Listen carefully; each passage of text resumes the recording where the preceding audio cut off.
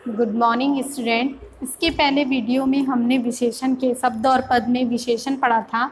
तो विशेषण की परिभाषा पढ़ी थी। उसके बाद हमने पढ़ा था कि गुणवाचक विशेषण क्या होता है।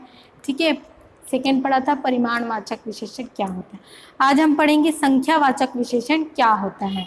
जो शब्द संज्ञा या सर्वनाम की संख्या संबंधी विशेषता का बोध कराते हैं उन्हें संख्यावाचक विशेषण कहते हैं। नाम से स्पष्ट हो रहा है कि संख्या संख्या यानी कि इसमें अंक, ठीक है, नंबर्स दिखाई नहीं देंगे लेकिन शब्द, अंकों के शब्द नजर आएंगे। इसे क्या कहा जाएगा? संख्यावाचक विशेषण कहा जाएगा।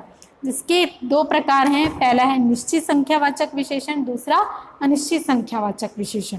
निश्चित में एग्जाम्पल ले सकते 2, चौथा, तीसरा, पांचवा, छठवां, सातवां, आठवां, नौवां, 10वां, इस प्रकार संख्याएं आएंगी। अनिश्चित संख्यावाचक विशेषण में कुछ, थोड़े, बहुत, ठीक है, तो इस प्रकार के शब्दों का प्रयोग किया जाएगा। जैसे एग्जाम्पल के लिए हम ले सकते हैं कि मुझे 2 किलो चावल चाहिए। ठीक है, मुझे 2 किलो चावल चाहिए। तो 2 यहाँ पे संख्या का बोध हुआ। ठीक है, तो ये जब संख्या एक निश्चित संख्या का बोध होगा तो वो क्या होगा? निश्चित संख्यावाचक।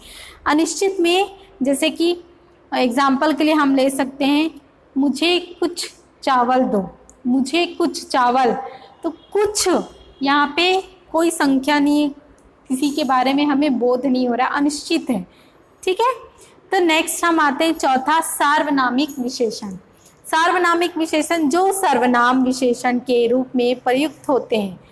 देखिए ध्यान से, सार्वनामिक में ही उसकी परिभाषा छुपी हुई है। जो सर्वनाम विशेषण के रूप में ही प्रयुक्त होते हैं उन्हें सार्वनामिक विशेषण कहते हैं। कैसे? जैसे वह खंबा गिर जाएगा, वह खंबा क्या होगा? गिर जाएगा। तो यहाँ वह सर्वनाम खंबा की क्या बता रही है? विशेषता बता रही है। ठीक है, तो इसलिए वह क्या है? यहाँ पे सार्वनामिक विशेषण है।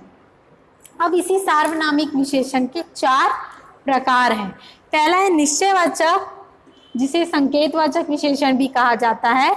ठीक है, दूसरा अनिश्चय सार्वनामिक विशेषण, तीसरा प्रश्नवाचक सार्वनामिक विशेषण, चौथा संबंधवाचक सार्वनामिक विशेषण।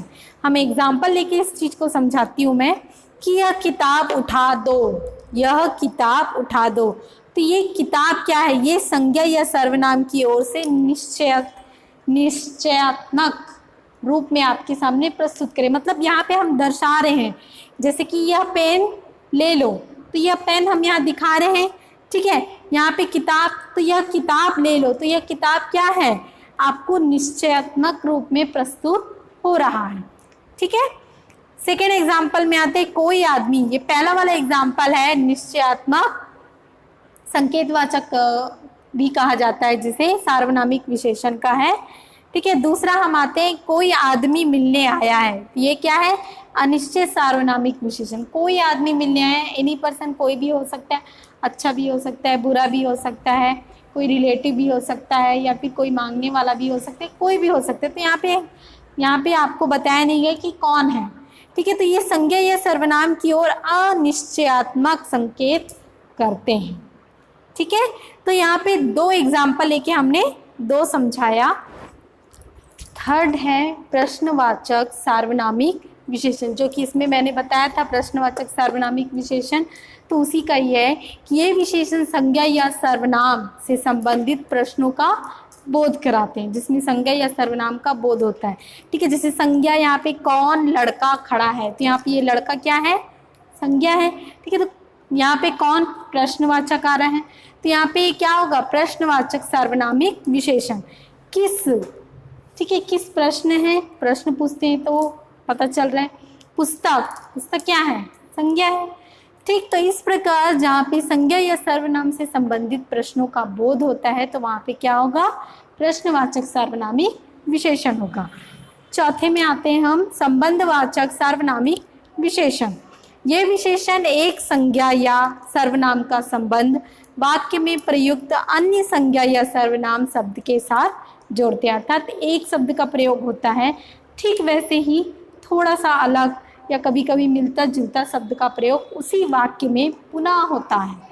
ठीक है, तो तो वहाँ पे कौन सा होगा, संबंध, अर्थात दोनों पहले वाक्य और दूसरे वाक्य में किसी न किसी प्रकार का संबंध होता है, तो उसे क्या कहेंगे, संबंधवाचक सार्वनामिक विशेषण।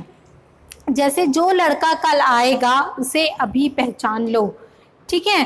तो ये दोनों एक दूसरे से वाक्य जिस प्रकार एक दूसरे से संबंधित है, तो यहाँ पर ये जो और उसे भी संबंधित है। जैसे जो लड़का कल आएगा, ठीक है, अगर हम इसे छोड़ देंगे उसे अभी पहचान लो तो ये क्लियर नहीं होगा, ठीक।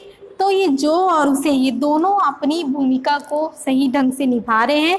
तो जो लड़का कल आएगा उसे अभी पहचान लो, अर्थात यह वाक्य सही है, ठीक है। और इसमें जो और उसे दो सर्वनाम शब्दों का प्रयोग हुआ है, ठीक है, अर्थात दोनों एक दूसरे से संबंध रखते हैं। सेकेंड एग्जाम्पल हम लेते हैं, जिस काम को करना ना हो उस पर विचार करना मूर्खता है। तो जिस और उस, ठीक है, तो यहाँ पे दोनों वाक्य एक दूसरे से संबंध रखते हैं, दोनों सर्वनाम शब्द एक दूसरे से संबंध रखते हैं। इस प्रकार विशेषण हमारा कंप्लीट होता है। नेक्स्ट वीडियो में हम आगे का पढ़ेंगे। Thank you.